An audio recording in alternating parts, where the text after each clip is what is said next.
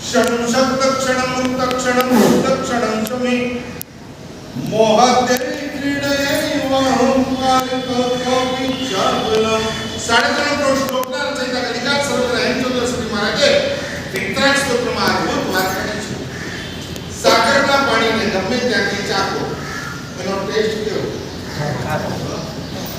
ચોપાટી ઉપર જાઓ અને ત્યાંના દરિયાનું પાણી ચાખો, પાણી કેવું? દાદર જાઓ, શિવાજી પાર્કના દરિયાનું પાણી ચાખો, જૂ આવો અને જૂના દરિયાનું પાણી ચાખો, એટલાન્ટિક મહાસાગરમાં જાઓ કે દમણ સમુદ્રમાં જાઓ, દરિયાનું પાણી ક્યાંયથી પણ ચાખો એનો ટેસ્ટ સારો છે.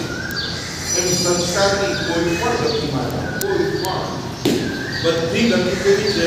દુઃખની ગતિ. પંચસૂત્રકારે 3 વિશેષણ આપ્યા. દુઃખ રૂપે દુઃખ અને દુઃખાનું દુઃખ રૂપે દુઃખથી ભરેલું દુઃખ ફલે એના મહાત્માએ વર્ણન કર્યું કે મહેનત સુખ માટે કરો અને મળે શું? વાવો કેરી ગોકળી, વાવો ગોકળી અને ઉગે શું? આ સંસારનો નિયમ છે. દુઃખ ફલે અને દુઃખાનું એક દુઃખ પૂરું થયું, હજી તો માંડ એક દુઃખ પૂરું થયું અને નવું આવીને દુઃખની પરંપરા કોઈ પણ ગતિમાં જાઓ, દરેક ગતિમાં તદના છે.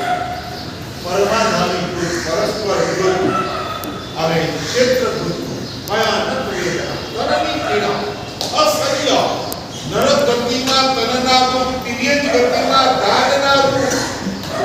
24 કલાક એક જ સંજ્ઞા છે, એક જ ઈચ્છા છે, બસ પેટ ભરાવવું જોઈએ. અને સવારથી સાંજ સુધી તમે જોશો સતત એની નજર જમીન ઉપર છે કે ક્યાંક કોઈ એકટાળ પડ્યો હોય, કોઈ ખાવાનો ટુકડો રોટીનો ટુકડો પડ્યો હોય તો જઈને ખાઈ લો. દાનના દુઃખ છે.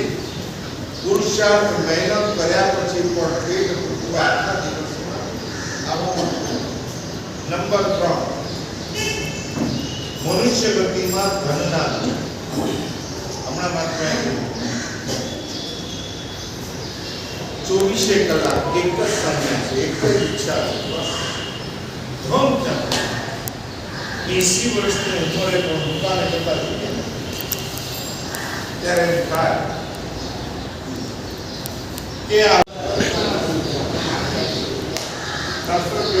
વાસ્તવિકમાં પણ કાલ્પનિક સુખ આપણે માનીએ કે આ ભ્રમણા થાય. સંસારના સુખ કાલ્પનિક અને એનાથી મળતા દુઃખ મનના દુઃખ છે. દેવતાઓને મનના દુઃખ છે. આજના કાળમાં માણસની પાસે ધન સુખ છે, ધન સુખ પણ છે, પણ બહુ સુખ નથી. સુખની સામગ્રી બહુ નથી. હમણાં ગોળાકારમાં જઈને આવ્યા 80 માળના મોટા ટાવર, બધી જ વ્યવસ્થા જાય.